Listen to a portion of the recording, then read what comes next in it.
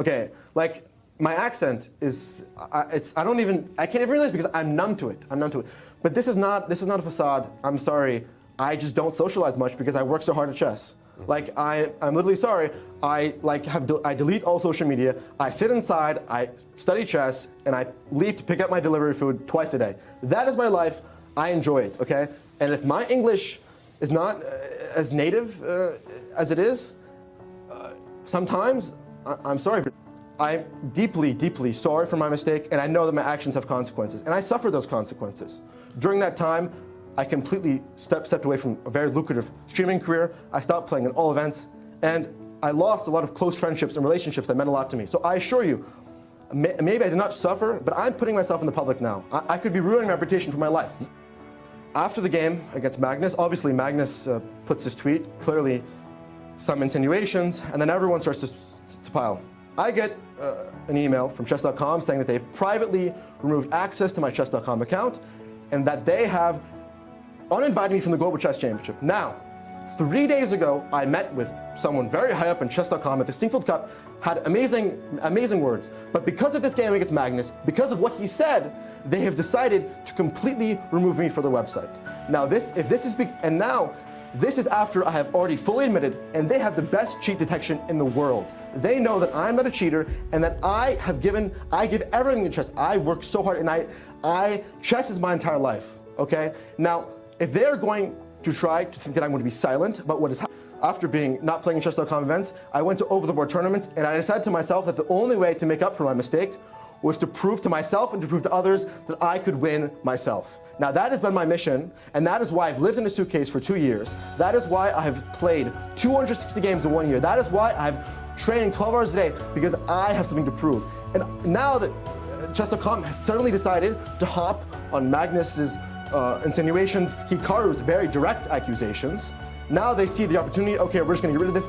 I believe that this is completely unfair. This is a targeted attack, and if you look at my games, this is not, it has nothing to do with my games. So why do you specifically, why does the CEO of chess come to me and say, we're looking forward to having the Global Chess Championship, we're looking forward to you playing on our events, and then right when I beat Magnus, they decide to remove my account and not let me play in the tournaments. This is absolutely ridiculous. But the main thing that I want to say is that I am not going to let chess.com, I'm not going to let Magnus Carlsen, I'm not going to let Hikaru Nakamura, the three arguably biggest entities in chess, simply slander my reputation, because the question is, why are you going to remove me from chess.com right after I beat Magnus?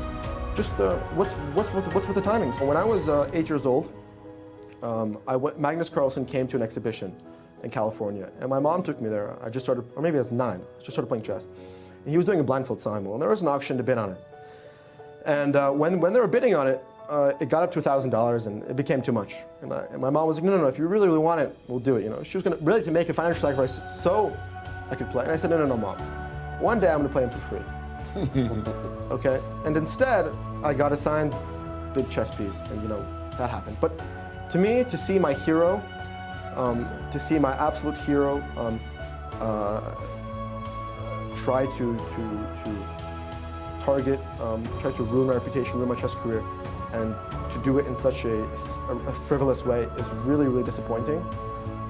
Because you spend your entire life looking up to someone, and then you meet them, and then my dream came true. I lived my dream for a day, beating Magnus, and then all of this happened. So, and this absolutely fuels me, and this makes me want to win the tournament even more.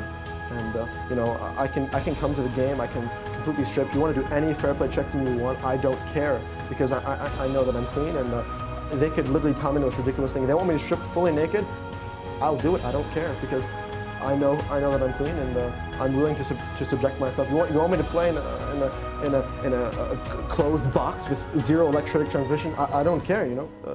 Name whatever you guys want.